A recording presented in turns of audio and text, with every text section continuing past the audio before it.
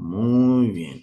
La semana pasada vimos la primera unidad, la cual se llama Elementos y fuentes de las obligaciones.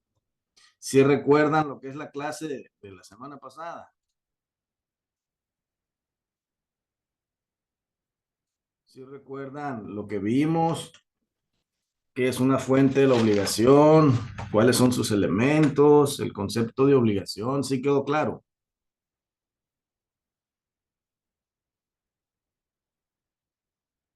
¿Sí me escuchan, verdad? Sí, se escucha, profesor. Ok, entonces quedó claro la unidad uno.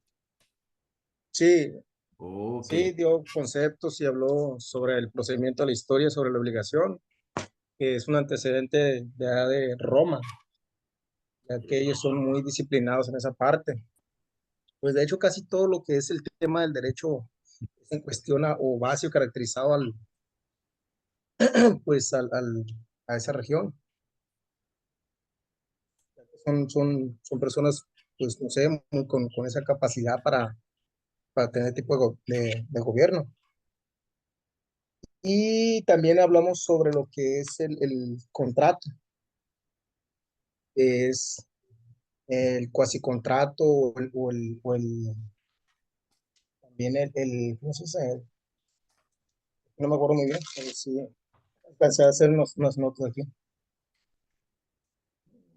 de obligaciones reales, el,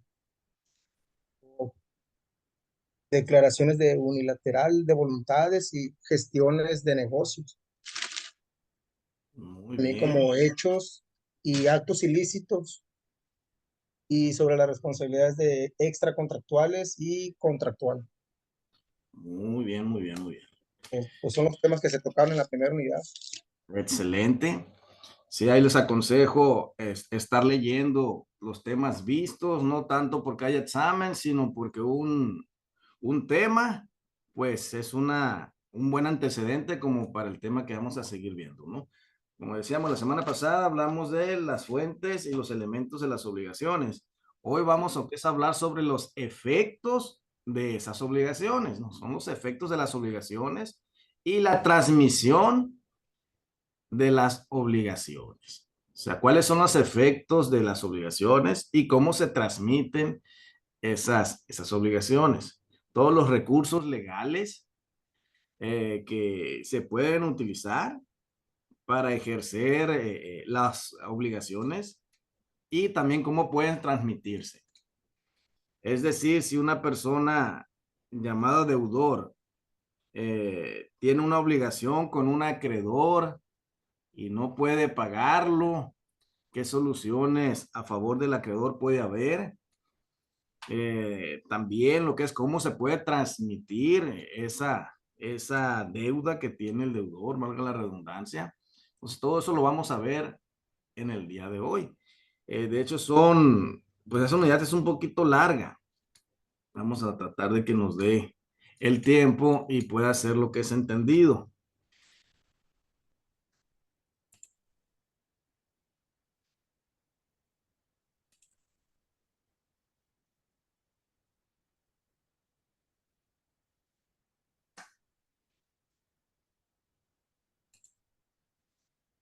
Efectos comunes de las obligaciones.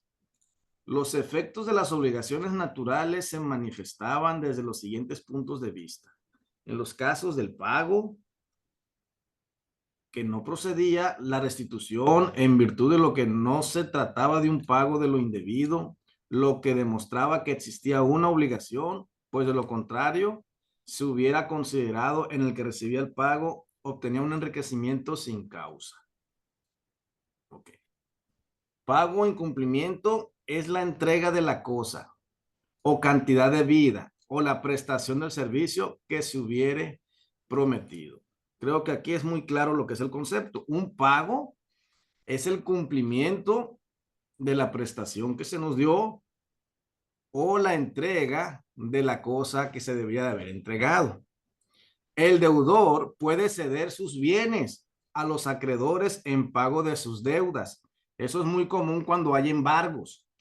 cuando lo que es el deudor le debe al acreedor, un ejemplo, un civil tiene una deuda con alguna compañía mueblera, que es muy común. Entonces, cuando ya se agotó los cobros necesarios, comúnmente cuando hay una cobranza judicial, se hace un embargo. Entonces, el deudor está obligado a ceder parte de su patrimonio o su patrimonio para lo que es cumplir el pago de esas deudas. Esta cesión, salvo pacto en contrario, solo libra a aquel de responsabilidad por el importe líquido de los bienes cedidos. Los convenios que sobre el efecto de la cesión se celebren entre el deudor y sus acreedores se sujetarán a lo dispuesto en el título relativo a la concurrencia y prelación de créditos. No sé si a alguien le gustaría participar. Yo le leo, profe, si quiere. Está muy bien, señora Griselda. Ahí voy. Dice, título 4, artículo 1946. La obligación de prestar algún servicio se puede cumplir por un tercero, salvo el caso en que se hubiera establecido por pacto expreso que la cumpla personalmente el mismo obligado, o cuando se hubieran elegido sus conocimientos especiales o sus cualidades personales. Artículo 1947. El pago puede ser hecho por el mismo deudor, por sus representantes o por cualquiera otra persona que tenga interés jurídico en el cumplimiento de la obligación. Artículo 1948. Puede también hacerse por un tercero no interesado en el cumplimiento de la obligación, que obre con consentimiento expreso o presunto del deudor. Muy bien. En estos tres artículos habla más que nada de cómo se pueden hacer los pagos y cómo lo que es puede el acreedor pues terminar esa obligación que tiene lo que es para poder cobrar, ¿no? Aquí se marcan los tres artículos diferentes, que posteriormente en otras diapositivas vamos a ver cómo se llaman esos recursos jurídicos en el cual uno puede transmitir una deuda o cómo puede uno eh, obligar al deudor para recibir lo que es ese pago. Ejemplo, efectos protectores del acreedor quirográfico. El acreedor quirográfico es aquel que no tiene asegurado su crédito con una garantía real sobre un bien específico del deudor o de un tercero.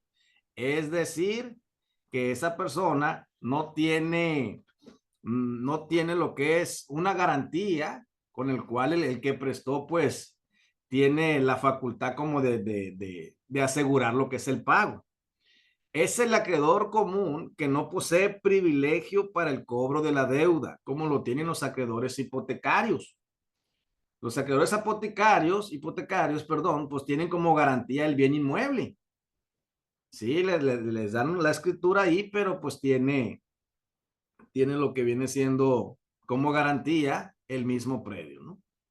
O prendarios, quienes provistos de un derecho real sobre el bien ajeno, o sea, ya está hipotecado, ejercen preferentemente de manera directa su derecho sobre este bien, ¿no?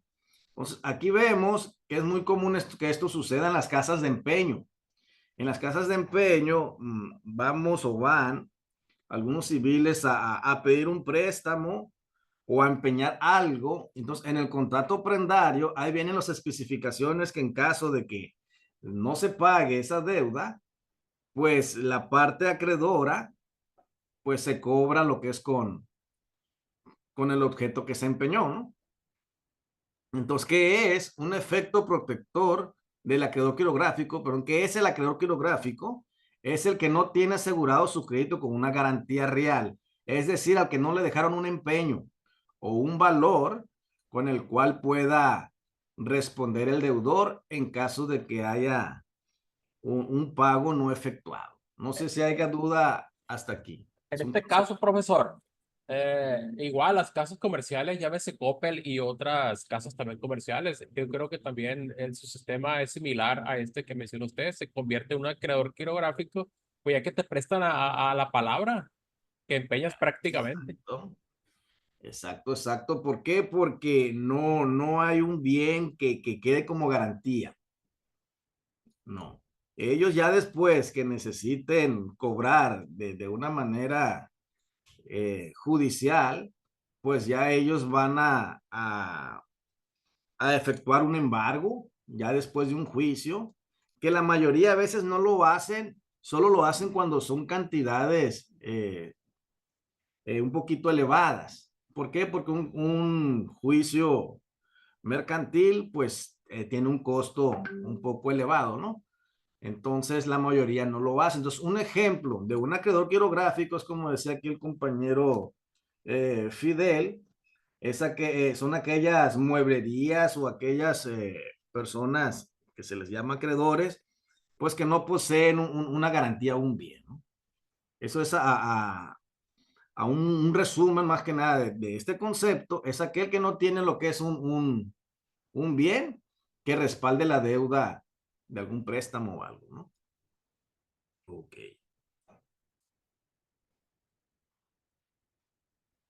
La garantía del acreedor, ¿cuál es? Ok, aquí vienen lo que son unas letritas verdes.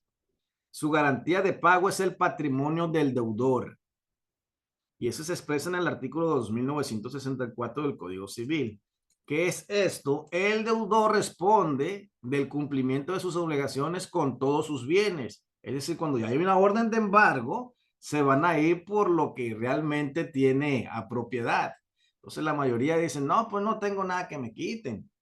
No, pues no tengo nada que me embarguen. Entonces a veces pues no actúan de una manera correcta y empiezan lo que es a pedir créditos, a pedir créditos, a pedir créditos y pues son irresponsables al momento del pago, escudándose con esto, ¿no? Entonces, la garantía en este caso para el acreedor quirográfico, pues es el patrimonio que tiene lo que es el deudor. Ok. Aquí está la acción pauliana. No sé si alguien más quiera participar. Recuerden que es un puntito en el caso de que no alcance Yo calificación. le ayudo a leer. Yo, maestro. ¿No hay quién habló primero? Luis. Luis. A ver, Luis Sánchez, ahorita la compañera también. Dígame, Luis. La acción pauliana o revocatoria. Ujú. Actos en fraude por acreedores. Se dice que el deudor ejecuta un acto de fraude de acreedores cuando lleva a cabo una enajenación o renuncia de derechos que provoca o aumenta su insolvencia y que por consiguiente perjudica al acreedor. En estas condiciones, éste tiene el derecho de pedir la nulidad del acto ejecutado por el deudor que originó su insolvencia y lo perjudica. Tradicionalmente se conoce esta acción con el nombre de pauliana. La acción pauliana presupone entre sus elementos la existencia de una enajenación a título oneroso o gratuito, de la cual resulte la insolvencia del deudor en perjuicio de su acreedor. La simulación presupone, en cambio, actos que nada tienen de reales, creados con el propósito de producir un negocio jurídico que no existe o que es distinto al que llevaron a cabo los simuladores. Mediante el ejercicio de una y otra de dichas acciones, se propende a obtener una declaración de ineficacia de los actos dirigidos a defraudar o engañar a terceros. Muy bien. ¿Qué entiendes por eso, Luis? Pues más que nada habla sobre los fraudes que se cometen por los acreedores, o sea, el tipo de engaño al momento de tener una cuenta con ciertas personas. Ujú. Muy bien. Ahorita, ¿quién quería participar? La compañera. Yo, maestro. Ok. Yo entiendo que esta acción es para nulificar los actos que pueda estar haciendo el deudor para no pagarle al acreedor. Y un ejemplo sería, por ejemplo, en el divorcio, cuando ya pues te tienes que ir al 50 y 50, sí es muy común que el esposo, que en este caso es pues, el que trabajó y así, empiece a vender pues locales, propiedades, todo, para que no darle a la persona. Entonces, cuando pasa eso, la persona puede hacer, o bueno, puede tomar esta acción para nulificar ese acto que está haciendo y así poder obtener pues las partes iguales, pues.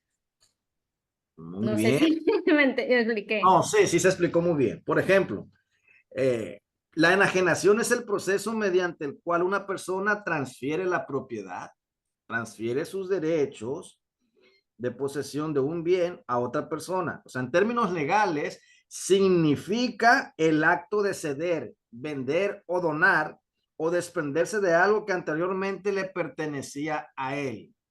Es decir, por ejemplo, otro ejemplo muy común de eso es que cuando hay una demanda laboral, por ejemplo, y está en lo que es en proceso, muchos hacen, ¿cómo se le llama eso? De hecho, ahorita viene en otra de las diapositivas. Hacen actos de simulación o ceden los derechos para lo que es no ser perjudicado por el trabajador, o en el caso en el que comenta usted, señorita Navidad, en el caso de cuando se están divorciando, entonces mientras está el trámite de divorcio que hace a veces un cónyuge, empieza lo que es a darle algún hijo o empieza lo que es a poner a nombre de su mamá o de un tercero los bienes que él tenía, tanto para no darle lo que es lo que le corresponde al otro cónyuge o como para no dar pensión.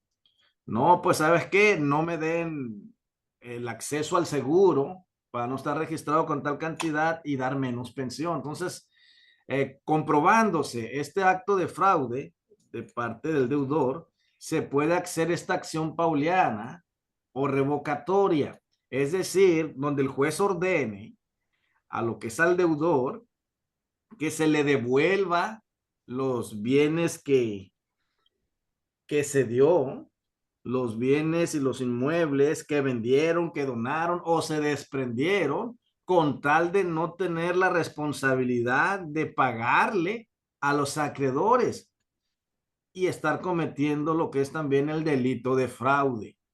Entonces, esto es muy común en el área de divorcio. Entonces, ¿qué debe de hacer lo que es un abogado que esté defendiendo un caso así? Que ya al momento de decir, no, pues va a tocarle el 50% a la persona que solicitó el divorcio de los bienes del señor fulanito de tal. Entonces, en las pruebas, la parte demandada, pues va a decir, no, pues no tenemos nada. Mire lo que es, ya no está mi nombre este predio, no está mi nombre este bien mueble, este bien inmueble. Su señoría, no podemos darle las partes que esta persona pide, porque pues yo no tengo empresa, ya no está mi nombre. Entonces, si se comprueba que en este caso, cuando se inició el trámite, él empezó a hacer este tipo de enajenaciones o el ceder los derechos, entonces nosotros como licenciados podemos hacer una acción pauliana para lo que es que se devuelva a su dueño anterior los bienes que se dio y así poderlo hacer responsable por la deuda que tiene. ¿Sí quedó claro esta acción? Sí, En, profe. en el caso del divorcio, muchas veces uno de la pareja hasta pues renuncian a su trabajo, cuentan algunas historias. Así es. Mi pregunta es, si esto sucede antes de que el juez dicte la sentencia de cuánto vas a aportar como padre o como madre para las obligaciones con los hijos, pues, pues voy a declarar en cero, pero mi obligación sigue, no se extingue.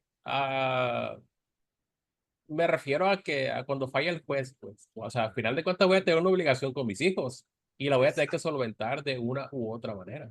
Cuando hay personas así que por no querer compartir una pensión con algún menor de edad, hacen eso que el compañero indica. ¿Qué es lo que hacen? Pues se salen del trabajo, le dicen al patrón, no me pague ya el seguro, simplemente nomás para querer estar en contra de la pareja, para mortificarla o como quien dice, para hacer la maldad coloquialmente.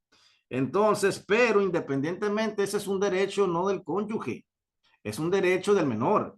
Entonces, hay jueces que a mí me ha tocado que es lo que es a consideración, mientras no trabaja, le dicta una cuota, lo que es mensual, y lo que es para que pueda esa persona dar pensión en lo que agarra trabajo. O sea, no se va a quedar el menor sin pensión. Se le va a obligar y le va a decir a partir de tal fecha usted va a dar tal cantidad mensual para el mantenimiento del hijo o de los hijos, ¿no? Ya si ya después esa persona agarra trabajo y se le hace muy pesado el dar tal cantidad, pues ya se hace otro juicio para que la pensión, pues, hacerla disminuir, ¿no? Pero sí, utilizan mucho este tipo de actos con tal de evadir las responsabilidades que puedan sobrellevar, ¿no? Ok, Rocky. Seguimos. Bueno, su naturaleza, la mayoría siempre nos vamos al derecho romano porque fueron de los primeros que tuvieron el derecho, ¿no? El derecho romano fue revocatoria o rescisoria en el Código 1884, lo mismo que en el 1870 se le reputó rescisoria, o sea, se le cambió el nombre. No solo tiene interés desde el punto de vista de la terminología distinguir si es acción rescisoria o de nulidad, sino un efecto práctico de trascendental importancia. En el Código de 1884 se estimó que la acción era rescisoria por el acto de enajenación era en sí válido, pues no llevaba un vicio de constitución. Y aquí hay unos requisitos. Los requisitos deben concurrir para que la acción pauliana proceda son que de un acto resulte la insolvencia del deudor. Es decir, el deudor puede enajenar, puede ceder los bienes, siempre y cuando eso no afecte su capacidad económica para poder cumplir lo que es la deuda. Es decir, si tiene 3, 4 bienes inmuebles y quiere lo que es él en ese tipo de proceso, pues ceder los derechos, pues puede hacerlo. Puede hacerlo. ¿Por qué? Porque él tiene la capacidad económica como para pagar la deuda que tiene. Es decir, que ese acto resulta en la insolvencia del deudor. Quiere decir que si yo cedo los derechos de algún inmueble que tenga, en la acción pauliana ahí no debería de aplicar. ¿Por qué? Porque tengo otros predios o otros medios como para poder pagar y cumplir la responsabilidad que tengo, ¿no? Que como consecuencia de la insolvencia se cause un perjuicio al acreedor. Que si el acto o contrato fuera oneroso, haya mala fe, tanto que el deudor como el tercero que contrató con él. Tales como, punto número 1, que el deudor lleve a cabo una enajenación o una renuncia de derechos. Es decir, por ejemplo, si va a recibir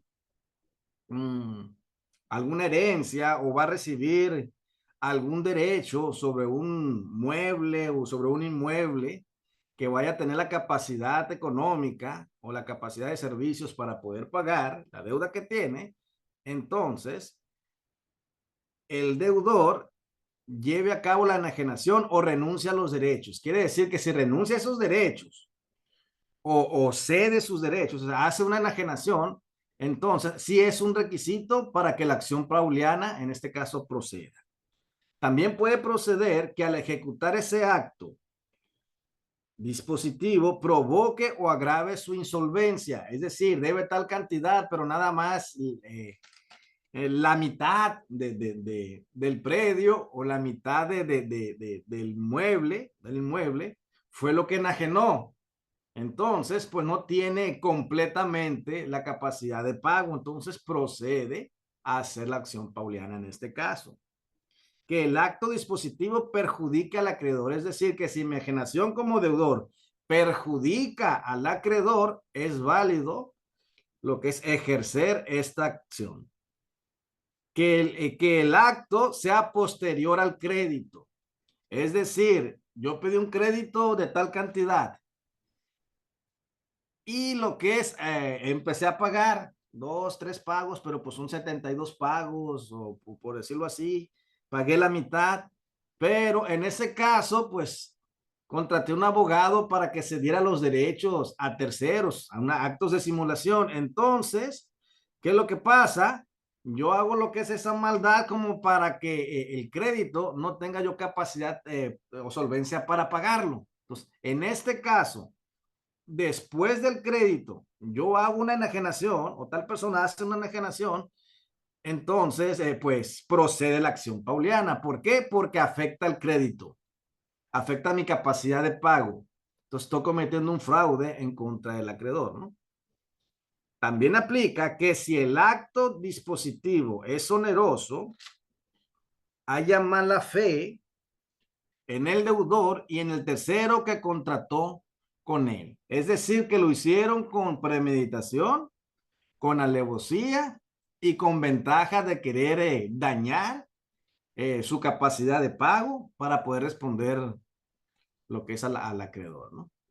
¿Hay duda hasta aquí? ¿Quedó claro hasta aquí? Muy bien. Está la acción de simulación, lo que comentábamos ahorita. La simulación presupone, en cambio, actos que nada tienen de reales, creados con el propósito de producir un negocio jurídico que no existe. Ejemplo, empresas fantasmas, o que es distinto al que llevaron a cabo los simuladores, mediante el ejercicio de una u otras dichas acciones. Se propende a obtener una declaración de ineficacia de los actos dirigidos a defraudar o engañar a terceros.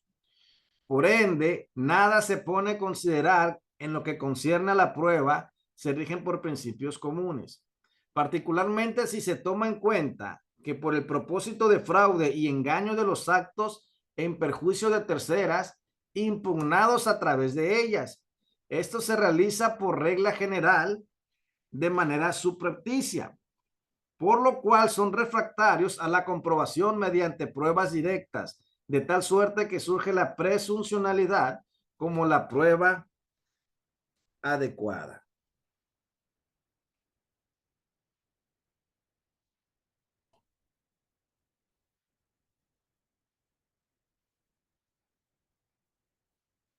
En otras palabras, ¿qué es un acto de simulación? Es una figura legal en la que se realiza un acto o contrato de manera ficticia, es decir, sin la intención real de cumplirla. Un ejemplo,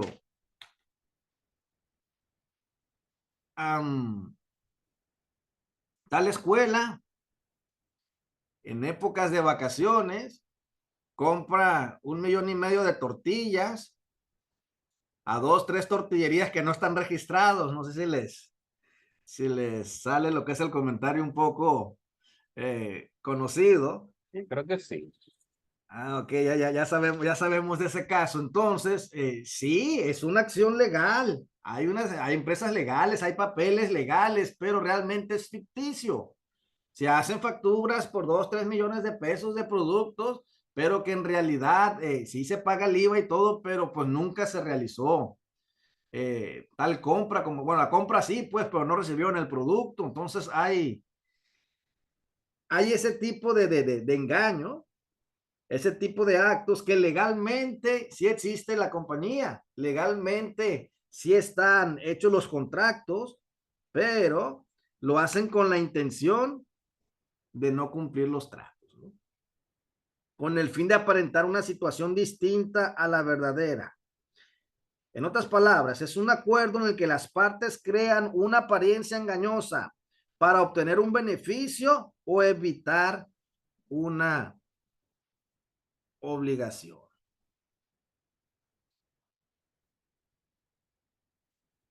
¿Duda hasta ahí?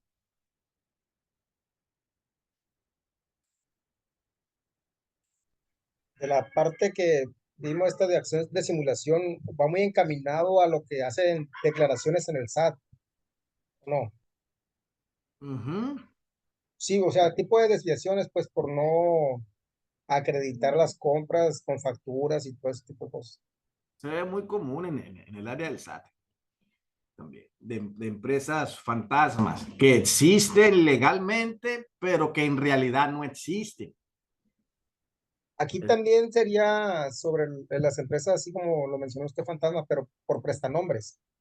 Con prestanombres, no, no, pero es que están trabajando. No, los prestanombres es esa parte. No, Los, son empresas legalmente constituidas. Por ejemplo, yo tengo una empresa que se dedica a la fábrica de guaraches. Para de pronto estoy construyéndolo o cobrándole al gobierno del estado. Hice una carretera de pronto uh-huh.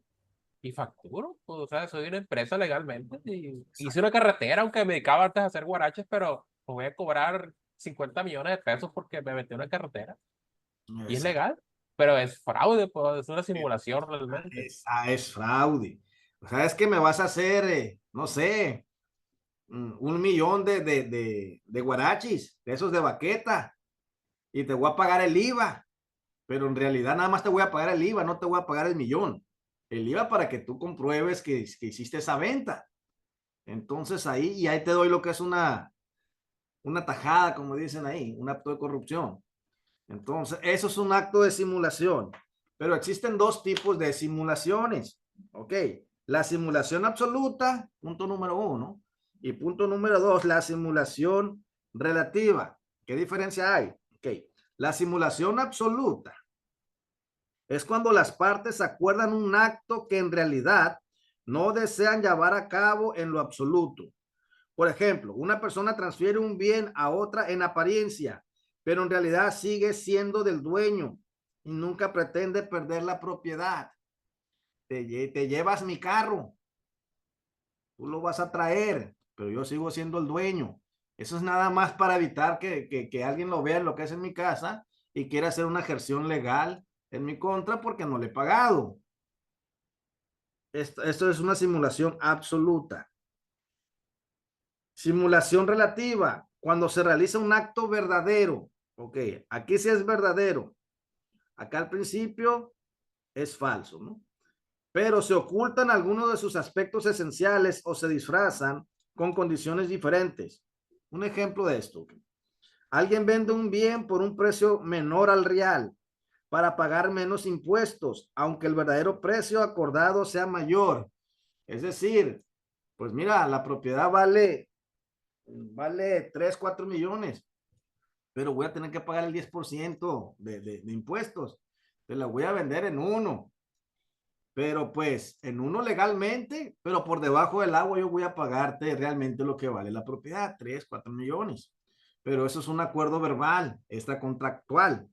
Entonces, ¿qué es lo que hago? Te pago esto, pero ante notario vamos a decir que te la vendí en 1 para que pague los impuestos correspondientes a 1. Y vamos a decir que tengo una necesidad, pero en realidad por el debajo del agua yo te doy los otros 2, 3 milloncitos que vale. Entonces, es un acto de simulación relativa. Nada más se maquilla lo que es el acto.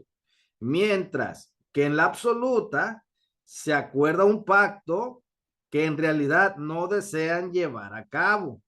Es nada más para no perder la propiedad. Te llevas el bien inmueble, haces como que vives ahí. Ante la sociedad, pues tú vas a hacer el que dé la cara ahí, pero pues no se pretende que esa persona pierda la propiedad, pues el derecho a la propiedad de ese mueble o inmueble. Pues queda claro lo que son los actos de simulación. Profe, Mande.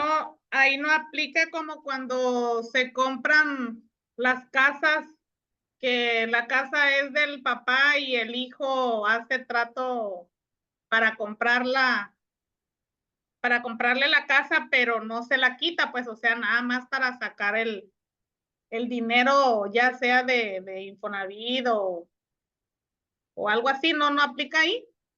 Pues es un acto de simulación, pero si lo vemos relativo, por ejemplo, si va a recibir papeles realmente, es un acto de simulación relativo. Si va a ser nada más para para nada más que las personas vean que realmente se hizo, pero en realidad no se hizo, porque ya sea que el dueño del hogar no quiso vender realmente a su hijo. O sea, es un acto de simulación absoluta. Los dos son actos de simulación, pero una no pretende perder la propiedad y en la otra hay un engaño. Ajá. Hay un engaño. Por ejemplo, eso yo lo puedo comentar. Te la voy a vender, pero legalmente voy a hacer una cesión de derechos, una donación en vida que le llaman, para que no pagues impuestos. ¿Por qué? Porque en las donaciones no se paga impuestos. Entonces, ¿qué es lo que vamos a hacer? Yo ocupo el dinero como papá, tú me vas a pagar acá por debajo del agua la cantidad que yo te pida, pero allá ante notario en las escrituras se va a hacer como una cesión de derechos. Oh.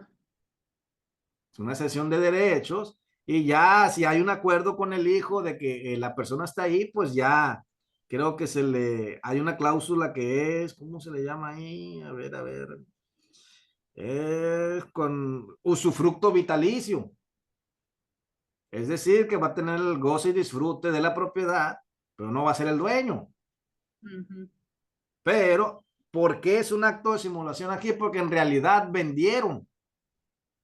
Pero para lo que es fraudear y no pagar los impuestos correspondientes, ¿qué es lo que hacen? Pues hacen una cesión de derechos, pero por debajo del agua compraron el predio. Ajá. Es buen ejemplo lo que es eso. Gracias. Muy bien. Hoy hay menos participaciones. ¿Alguien que no haya participado? Que me ayude con la acción oblicua. Yo le ayudo. ¿Quién es yo? Ok. Señora Abigail. Cintia. Sí. Muy bien. La acción oblicua, subrogatoria o indirecta es aquella en que por no ejercitar el deudor sus derechos y acciones se faculta al acreedor su ejercicio.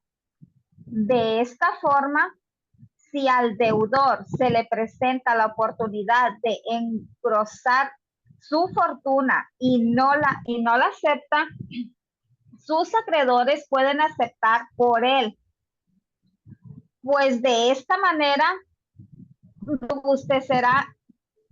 robustecerán ese patrimonio y con ello aumentará la posibilidad de ser satisfechos sus créditos. Esta herramienta útil es una herramienta útil para proteger los intereses de los acreedores cuando el deudor no colabora con sus derechos patrimoniales. En su concepto, la acción oblicua se deriva del procedimiento de ejecución reconocido por el derecho romano, por virtud del cual se ponía en liquidación todo el patrimonio del deudor, que había sido condenado, encargándose un curador de pago a los acreedores con el producto que se obtuviere. Muy bien. ¿Ahora qué entendió? Pues que viene siendo como una garantía del deudor. No es una garantía. No. ¿Alguien más que la haya entendido? Ahorita explico. Yo, maestro, yo entiendo que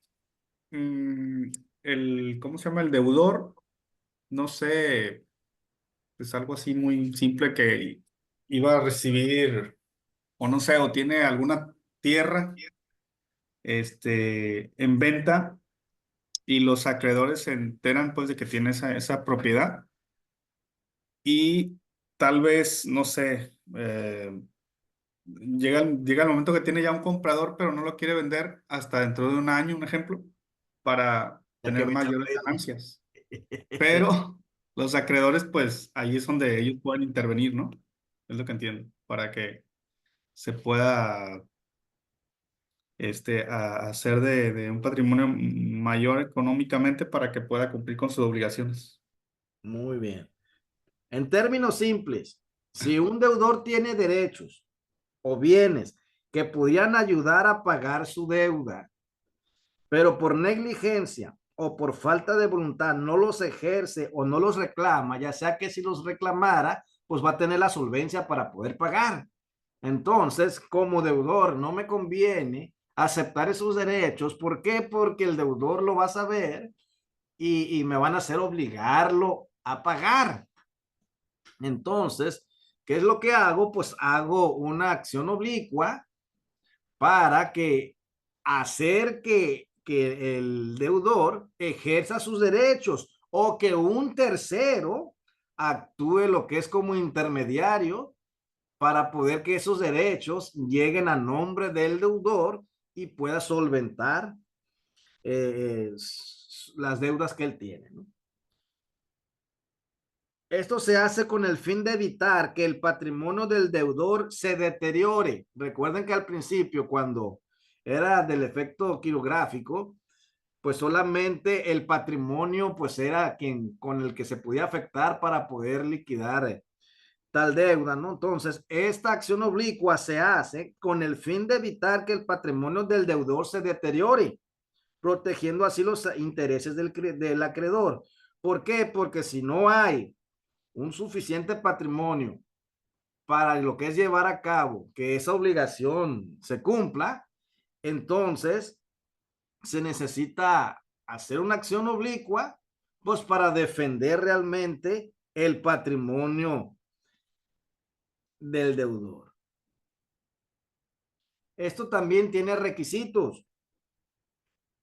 ¿Cuáles son los requisitos? Punto número 1. Inactividad del deudor. El deudor tiene que haber dejado de ejercer su derecho de forma pasiva, es decir, no lo quiero ejercer, no me interesa lo que es recibir la herencia que me van a dar, o no me interesa ir a ejercer el cobro del cobro de una indemnización que me dieron o de algún pago, y no quiero ejercer el simple hecho de cobrarlo. ¿Por qué? Porque pues me van a hacer pagar, ¿no? Entonces, el primer requisito es que se cumpla la inactividad del deudor, es decir, tiene que haber dejado de ejercer su derecho de forma pasiva. También es de carácter patrimonial. El derecho que el acreedor intenta ejercer debe tener contenido económico, es decir, debe ser un bien o un derecho con valor patrimonial. Recuerden que cuando no hay una garantía, el valor patrimonial es lo que avala al deudor que puede lo que es pagar, ¿no? Esto debe ser beneficio directo al acreedor, no al deudor. ¿Por qué el acreedor? Porque el acreedor va a lo que es a ejercer esta acción oblicua para que con la venta de ese tipo de bienes muebles o inmuebles, pues va a ejercer la fuerza para poder que le paguen, ¿no? La acción que el acreedor ejerza en nombre del deudor debe tener como fin mejorar la situación patrimonial del deudor y en consecuencia permitir al acreedor satisfacer su crédito. Es decir, con esto, una tercera persona o se le obliga a que él reciba lo que viene siendo esos bienes, y así el deudor pues pueda recibir su pago, pero al final de cuentas es benéfico para el deudor. ¿Por qué? Porque aumenta su patrimonio. La acción oblicua no convierte al acreedor en propietario del bien, es decir, no se lo va a cobrar a los chinos, no va a ser un embargo, no. Lo que realmente va a pasar es que esos bienes que van a recibir vienen a nombre del deudor. Entonces, el deudor va a tener la capacidad de efectuar el pago. En ningún momento esos derechos pasan a ser del deudor. No pasan a ser del acreedor, perdón, pasan a ser del deudor, o sea, del que debe. Aunque otra persona o el acreedor se haya movido para ejercer esos derechos que le correspondían al deudor. Es decir, no lo va a embargar entonces. No, no es un embargo, no. La acción oblicua no convierte al acreedor en propietario del bien Okay. o del derecho, no. Eso va a ser para que aumente el patrimonio del deudor y el deudor legalmente pues tenga la solvencia para poder pagar. A diferencia Maestro, del embargo es distinto, ¿no? Mande. Es, maestro, entonces, por ejemplo, aquí sí pudiéramos utilizar la acción pauliana para apoyarnos en que se obtengan los bienes para poder nosotros, pues, pedir el pago, ¿no? Eh, Son parecidas, no, pero es que la opción pauliana o revocatoria, el deudor, para que no tenga solvencia, él de manera legal cede los derechos o vende, ya sea con una cantidad más baja, de modo para no poder pagar. Entonces, la acción pauliana, compañeros, hace lo que es que el juez obligue a que esa venta o esa cesión de derechos quede anulado y quede sin efecto. así es. Mientras que la acción oblicua, lo que es, tiene lo que es un derecho esa persona de recibir algo que aumente su economía o que aumente su patrimonio, pero él no quiere recibirlo porque no le conviene. Ah, ok. Entonces la pauliana sería la revocación de la acción que hizo el deudor y Exacto. en este caso la oblicua, pues hablando de números sería un apalancamiento B, digamos, para que respondas por esa deuda. Si el Exacto. apalancamiento A te falla o no o quieres que te falle realmente porque te estás haciendo el loco con esa deuda, pues. Exactamente. Miren, la acción oblicua se le conoce como subrogatoria o indirecta. Es aquella en que, por no ejercitar el deudor sus derechos y acciones, se faculta al acreedor su ejercicio. O sea, eso lo va a hacer el acreedor, o sea, el prestamista, porque el otro no quiere hacerlo porque no le conviene. Pero cuando haga eso, la acción pauliana, la acción obliga, perdón, no convierte al acreedor, al hacer los movimientos, en propietario del bien. O sea, porque no es un embargo, ni se lo cobraron a los chinos, sino que lo permite actuar temporalmente para proteger su crédito. Maestro, ahí también Man, esta acción oblicua aplica, por ejemplo, en una herencia, que se sabe que, no sé, los acreedores saben que murió el papá y saben que, por ejemplo, esta persona que les debe eh, no promueve el juicio sucesorio, por ejemplo, y que ellos ahí ya intervienen, ¿no? El acreedor. Más o menos aplica, ¿verdad? de hecho, es un ejemplo. Entonces, si yo sé que fulanito de tal me debe Sí. 1 millón de pesos y que sus padres pues le dieron una herencia, pero para poder ejercer ese derecho pues tiene que pagar un juicio sucesorio testamentario o un juicio sucesorio intestamentario porque pues no dejaron lo que es testamento, pero pues se puede comprobar que los bienes de los difuntos pasaron al hijo único, por ejemplo. Entonces no quiere ejercer ese derecho. ¿Qué es lo que hace? El acreedor dice, no, pues sí, es más de 1 millón de pesos y sí me los debe. Entonces yo, como acreedor, voy a lo que es pagar el juicio, por ejemplo, de modo de que al ganarlo le quede lo que es al deudor y que el deudor de ahí me pague. No se lo va Sí, a enajenar él, pues. Es muy buen ejemplo ese, compañero. ¿Vamos ok, bien hasta ahí? gracias. Oiga, maestro, buenas noches. Buenas noches. Entonces estoy entendiendo que la acción oblicua casi es como que yo como acreedor le ayudo a mi deudor, pero casi que de buena fe porque estoy suponiendo un escenario en donde le ayuda para que su patrimonio mejore, pero a la vez esta persona, aun cuando su patrimonio mejore, supongamos, consigue las escrituras de su casa porque a lo mejor estaba hipotecada y para que su patrimonio mejore, pues le ayudan, hacen una acción oblicua para que ayuden al deudor a hacerse de su casa, para que tenga un patrimonio, para que pueda pagar. Pero si el deudor a la vez dona su patrimonio,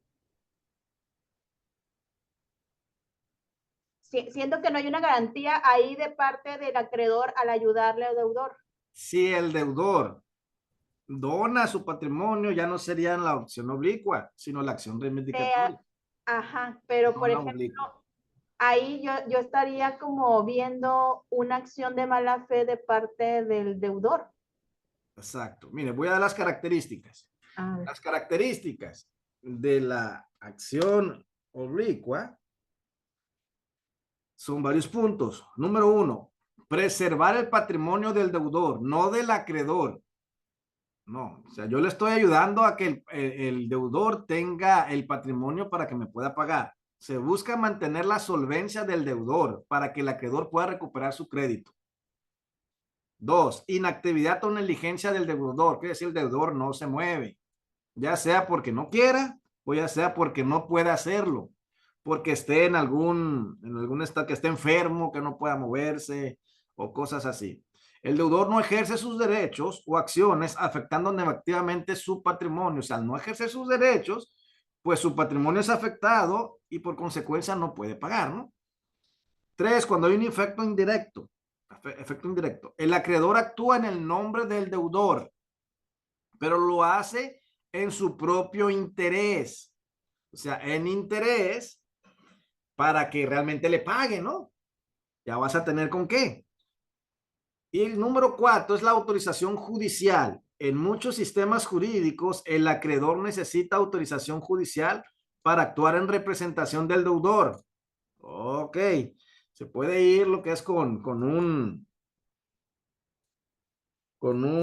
notario para lo que es que legalmente él pueda ser el representante de esa persona y hacer actos jurídicos en nombre del deudor.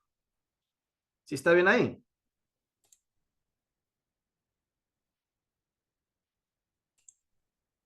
Ok, seguimos. Ya casi ya son las 8 y vamos a media clase. Como que está interesante la clase, ¿no? Sí, maestro. Sí, está muy interesante. Interesante la clase, hombre. Lástima que es toda una unidad en una clase. Cuando yo estaba en la universidad se daba un tema por clase. Y pues estaba muy bien, había más chance de profundizar, ¿no? Pero, ni modo, así es el sistema. Les recomiendo a ustedes, si les gusta, pues empezar lo que es a profundizar más para que haya un mayor aprendizaje. Vemos el derecho de retención. El derecho de retención es una de las instituciones protectoras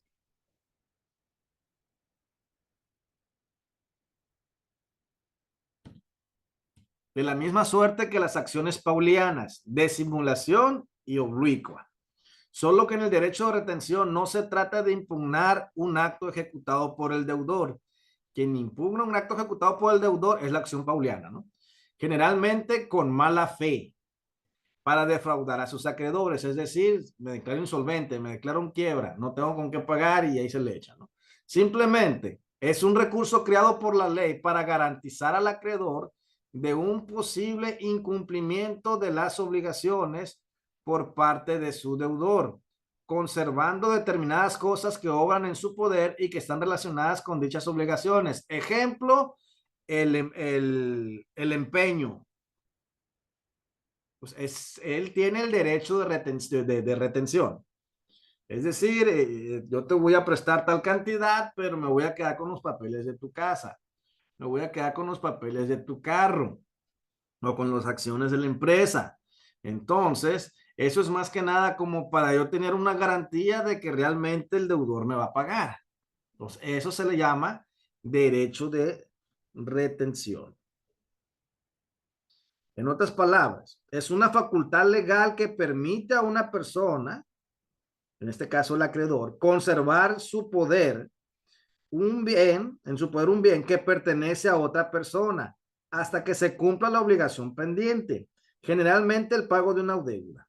Este derecho actúa como una garantía para el acreedor, ya que retiene el bien hasta que se satisfaga las deudas. Ejemplos, contratos de compraventa. Ejemplo, contratos de servicios de prestación. Ejemplo, arrendamientos.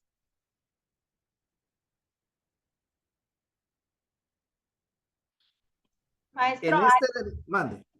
ahí aplica cuando uno compra un carro y queda, y bueno, no compra un carro con un dinero que te presta el banco y el banco se queda con la factura en lo que terminas de pagarle al banco. También lo que se aplica. Ujú. O compras una casa, por ejemplo, en Sí. crédito Infonavit, y sí se te dan las escrituras, pero con una cláusula de que está hipotecada. Es decir, cuando termines de pagar la hipoteca, se te liberan las La escrituras. deuda. Se te libera la deuda, se te dan las escrituras, pero en el caso de que haya varios pagos omisos, entonces, ¿qué hay que hacer? Pues le recojo lo que es la casa. ¿Por qué? Porque tengo el derecho de retención, ¿no? Ok. Este derecho se distingue de otros tipos de garantías, como la hipoteca o la prenda, que no requieren un contrato previo. Surge simplemente de la falta del cumplimiento de la obligación por parte del deudor. Sin embargo, el derecho de retención tiene sus límites y en la mayoría de las legislaciones no otorga al acreedor la facultad de disponer del bien o de venderlo, solo de retenerlo hasta que se cumpla la obligación. Es decir, si hay un determinado tiempo para pagar y obtuviste, reteniste cierto bien, no tienes el derecho de venderlo, de donarlo, ni hacerlo perdedizo, ¿no? ¿Por qué? Porque no es tuyo, simplemente es como garantía para en caso de que no te pague en determinado tiempo, pues tomar lo que es acción.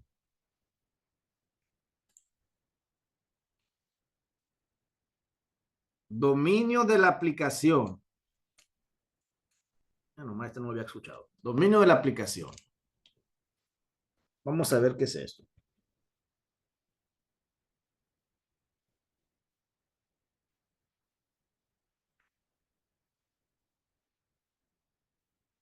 Señala dos fases de la jurisprudencia francesa respecto a los cambios de importancia en el derecho de retención. En la primera, existe una incertidumbre incompleta que se manifiesta en dudas y contradicciones, por lo que se refiere a la disponibilidad, a la oponibilidad, perdón, del derecho de retención respecto a terceros y a su dominio de aplicación. En segunda fase, aún las sentencias no proporcionan soluciones exactas. Y así encontramos que en el caso de Giral, se dice que para que el derecho de retención exista en favor del acreedor que detenta la cosa perteneciente a su deudor, basta que la detentación se refiera a un convenio o a un cuasi contrato que haya dado nacimiento al crédito. Es decir, que hubo un acuerdo contractual o un acuerdo cuasi contractual, es decir, hubo un contrato o es decir, no hubo un contrato.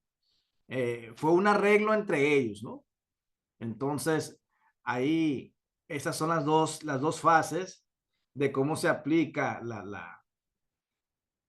el derecho de retención. Más que nada son los empeños o las garantías que reciben las personas en el caso de incumplimiento de pago. Que cuando la deuda se extingue, el acreedor está obligado a devolver intacto el bien que obtuvieron haciendo lo que es el derecho de retención.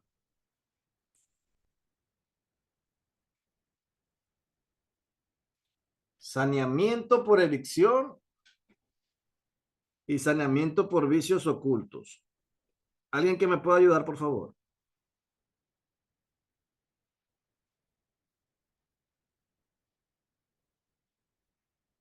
¿Alguien que no haya participado? Dije yo, maestro, evicción.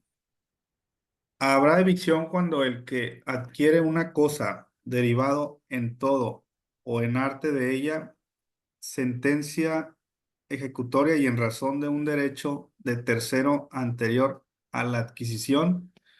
Es decir, la evicción se presenta cuando el enajenante dispone de una cosa que no es suya o que solo parcialmente le pertenece. Todo caso de evicción supone la enajenación de una cosa ajena o perteneciente en parte al enajenante, o bien de cosa sobre la cual solo tiene derecho de copropiedad o que se encuentra grabada con algún derecho real o embargo y se oculte ese gravamen. Hasta ahí. Ujú. Ok. Hoy te explicamos. Responsabilidad por vicios ocultos de la cosa enajenada. Y también están las acciones que nacen en el caso de vicios ocultos. Dentro de la responsabilidad por vicios ocultos de una cosa enajenada, el enajenante debe garantizar una posesión útil al adquirente. Por consiguiente, responde de los vicios o defectos ocultos de la cosa que le hagan impropia para los usos que naturalmente se le destine y que por haberlos conocido el adquiriente no habría hecho la adquisición o habría pagado un precio menor. En el caso de las acciones que nacen, en el caso de vicios ocultos, el adquiriente tiene dos acciones, una rescisoria, llamada en el caso especial redhibitoria, y una compensatoria para reducir el precio, si no prefiere la rescisión del contrato, que también se denomina acción quantum minoris o estimatoria. Ok.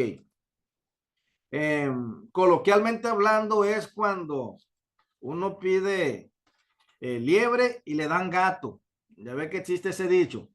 Le dieron gato por liebre. Sí, está muy bonito lo que es el carro, pero ya nada más lo probé de aquí a tal lugar, pues ya le salieron vicios. Pero uno no dice lo que es coloquialmente le salieron vicios, no, sino que pues se le descompuso el motor y se le calentó. O sea, hubo un engaño. Entonces, el saneamiento por vicio se refiere a la obligación del vendedor de proteger al comprador en caso de un tercero reclame derechos sobre el bien vendido y logre despojar al comprador de su propiedad o posesión. Es decir, fulanito, pues vendió mi carro y le dijo, no, pues no tiene papeles, tú nomás págame y ahí luego lo vemos, pero ya de repente uno se da cuenta de que pues le vendieron el carro y uno ya llega con el comprador y le dice, ¿sabes qué? Mira, ese carro es mío. No, pues me lo vendió fulanito. No, mijo, yo tengo los papeles. Aquí están. Entonces, ahí se da el saneamiento, que se refiere a la obligación del vendedor de proteger al comprador en caso de que un tercero reclame derechos sobre el bien inmueble. Es decir, que va a haber responsabilidad por el vendedor por vender algo que realmente no le correspondía. En otras palabras, si el comprador pierde total o parcialmente el bien debido a una reclamación legítima de un tercero, el vendedor debe indemnizar al comprador por esa pérdida. Yo rápido voy y le quito el carro, lo que es al comprador, porque con papeles en las manos ese carro es mío. Entonces el comprador va a ir con el vendedor y le va a reclamar y el vendedor está lo que es obligado a indemnizar lo que es al comprador. ¿Por qué? Porque actuó de mala fe. ¿Sí me explico hasta ahí? O sea, estaba viciado. Tenía lo que es problemas. Y a ese se le llama un saneamiento por evicción. Ok. Está el saneamiento por vicios ocultos. El ejemplo que di de gato por liebre. Se refiere la responsabilidad del vendedor por defectos ocultos en el bien vendido. Es decir, defectos que no son visibles o evidentes a simple vista y que el comprador no podría haber descubierto en una revisión normal. Estos defectos deben ser graves y afectar significativamente el uso o el valor del bien. En estos casos, el comprador puede optar entre devolver el bien y recibir un reembolso. Eso se le llama acción redhibitoria, o conservar el bien y exigir una rebaja en el precio. Es decir, me dijiste lo que es que no tiraba humo, pero a los 10, 15 kilómetros, ya que se calienta el carro, empieza a tirar un humaderón. y eso no estaba lo que es en el trato, pero la verdad, pues está bien el carrito fuera de ahí, pero pues si me lo diste en 50, pues te doy 30, regrésame 20. Entonces, o simplemente te lo regreso. Ahí es más que nada el trato entre dos personas. Entonces, este tipo de acciones, más que nada trata de estos tipos de saneamientos, proteger los derechos del comprador en una compraventa. En el caso de los vicios ocultos, en el primero era porque pues no era dueño realmente esa persona que lo vendió. A eso se le llama saneamiento por evicción. Y el siguiente caso es el saneamiento por vicios ocultos. Los dos protegen al comprador. ¿Sí me explico hasta ahí? Creo que eso sí está claro, ¿no?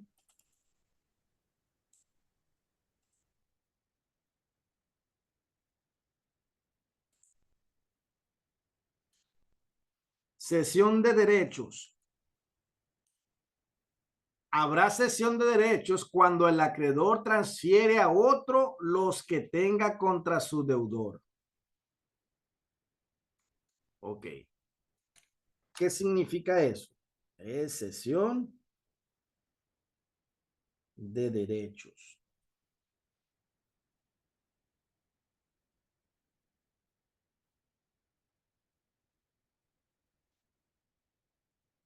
La cesión de derechos es un acto jurídico mediante el cual una persona, el cedente, es decir, el que da, transfiere a otra, el cesionario, los derechos que tiene sobre una obligación, contrato o bien.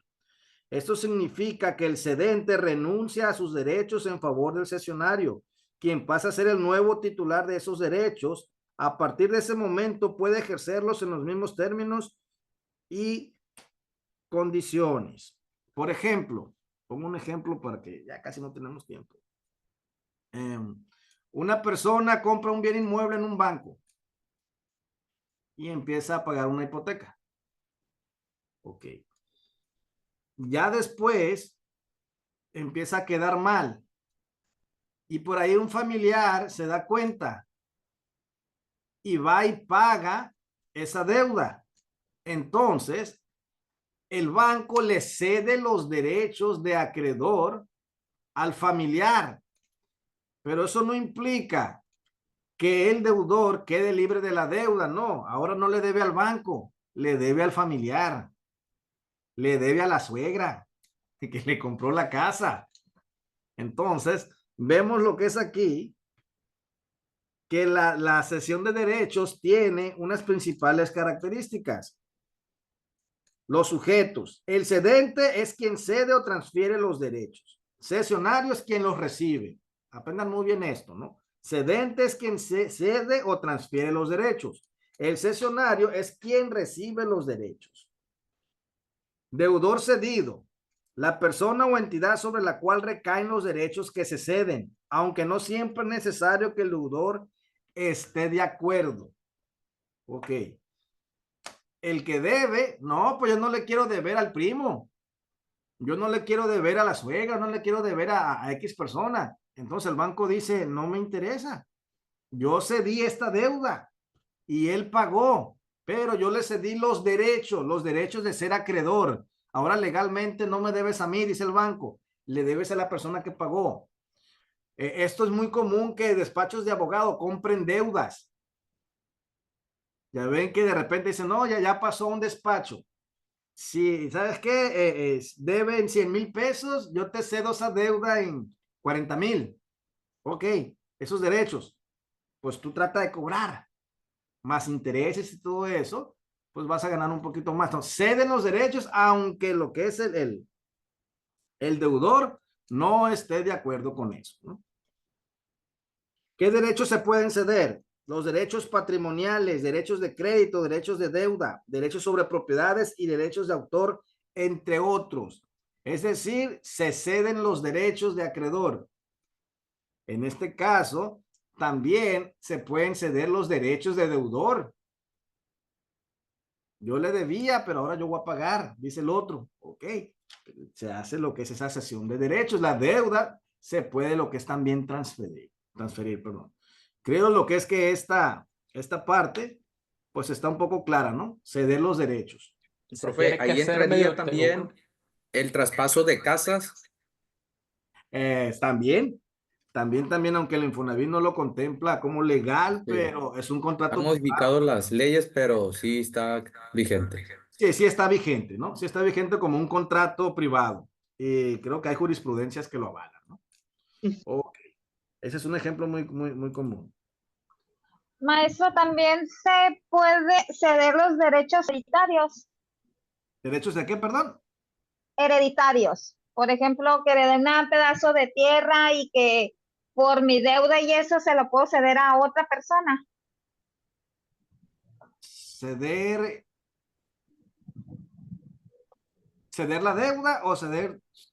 O sea, ceder lo que heredé por pago de la deuda. Sí, pues lo que es hacer ahí un convenio.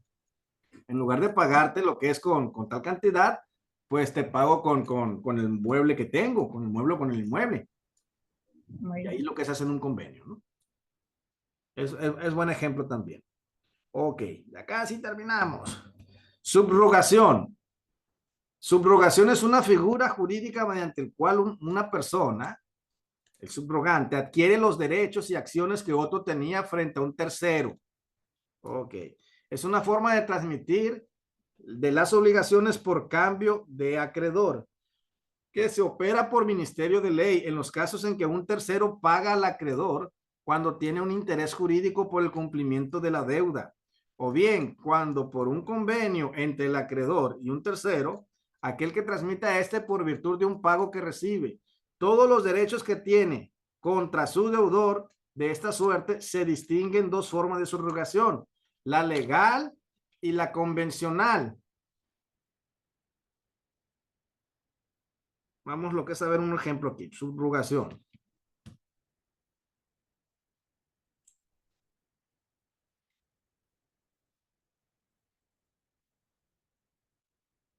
Subrogación legal. Ocurre automáticamente por disposiciones de ley cuando se cumplen ciertos requisitos, algunos comunes. Cuando un tercero paga una deuda en la que tiene un interés legítimo en proteger sus propios derechos, como una balista que paga en el nombre del deudor. Cuando alguien paga una deuda hipotecaria para evitar la ejecución de una hipoteca. Está también la subrogación convencional. Surge de un acuerdo entre el acreedor y la persona que paga la deuda.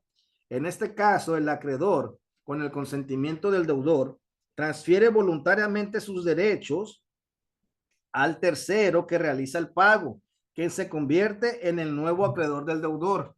Fueron los ejemplos que di hace un momento, ¿no? Que de repente alguien debía y el primo o el pariente fue y pagó. Entonces hay una cesión de derechos, ¿no? Pero también se le llama subrogación. Un ejemplo de eso, ¿no? Si una compañía de seguros paga a una persona asegurada por daños causados por un tercero, la compañía aseguradora puede subrogarte en los derechos de la persona asegurada para reclamar al tercero responsable del monto pagado. En este caso, la aseguradora asume el lugar del asegurado para exigir la indemnización al responsable. Es decir, yo me voy a hacer responsable por el golpe que les di, por mi mal proceder, pero pues tengo una compañía de seguros o estoy pagando un seguro. Entonces me voy a hacer responsable por medio del seguro que yo contraté. Maestro, un ejemplo también de la subrogación por parte de salud es que la institución, un ejemplo, requieres una tomografía o un estudio especial y por el momento la institución no lo cuenta, entonces ahí te derivan a otra institución con la cual tienes convenio para que ellos sean quien te haga el estudio. Obviamente no te van a cobrar nada porque la institución a la cual tú le estás pagando o con la cual tienes algún contrato, convenio, pues es la que va a cubrir ese gasto, pues. Ese sería otro ejemplo de subrogación. Sin dejar de lado comentar los medicamentos, maestro, que hay ocasiones que vas a la farmacia y no los puedes surtir. te subrogan esos medicamentos y pues tú llevas la factura, las notas y pues te canjean o te reembolsan el dinero. Muy bien. Correcto. Entonces, creo que aquí terminamos la subrogación. Falta nada más el último, ya para tomar lista. Cesión de deudas. Ok. Vamos a ver qué es una cesión de deudas. De hecho, la misma palabra lo indica.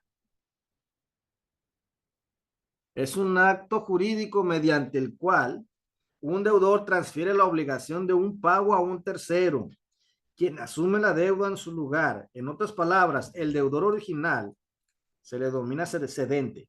Debe la deuda a otra persona, quien pasa a ser el nuevo deudor frente al acreedor. La cesión de deudas es también conocida como asunción de deuda. En el caso del traspaso de casas, se hace lo que es ante notario, el traspaso del bien inmueble, entonces ya hay un nuevo deudor, una nueva persona que está pagando es el crédito, ¿no? Hay características. Consentimiento del acreedor, a diferencia de la cesión de derechos, donde no siempre es necesario en la cesión de deudas, el acreedor debe aceptar la cesión. Esto se debe a que el cambio en el deudor puede afectar las garantías, la solvencia para el pago de la deuda. Es decir, tiene que tener consentimiento el acreedor. Es decir, bueno, yo le voy a transferir la deuda a aquella persona, sí, pero aquella persona pues no tiene la capacidad económica que tú tienes. Entonces no acepto yo eso. Pero ya de repente, no, ¿sabes qué? Mi compañía, la compañía de tal persona te lo va a pagar. O de repente no falta quien ahí entre, ¿no? Pues sabes que yo pago y luego me arreglo contigo. O no se preocupen, hombre, yo voy a lo que es a pagar. Pues ahí hay una cesión de la deuda. Entonces el acreedor debe de estar en lo que es de acuerdo, ¿no? Las partes involucradas, cedente, el deudor original que transfiere su obligación, y el cesionario es el nuevo deudor que asume la deuda. Acreedor, quien tiene derecho a recibir el pago y debe aceptar la cesión. En los efectos de la cesión, una vez que el acreedor consiente la cesión, el cesionario se convierte en el nuevo deudor y asume todas las obligaciones vinculadas a la deuda. El cedente queda liberado de la responsabilidad, salvo que se haya pactado lo contrario o existan algunas cláusulas o condiciones especiales. En otras palabras, a resumidas cuentas, la cesión de deudas, perdón, es más que nada el ceder la obligación como deudor a un tercero que va a ser el nuevo deudor, siempre y cuando el acreedor acepte. Esas resumidas cuentas, lo que habla de la cesión de deudas.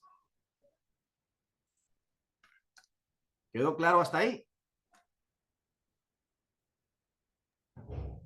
Sí, profe. Muy bien. A ver. ¿Están? Acá está.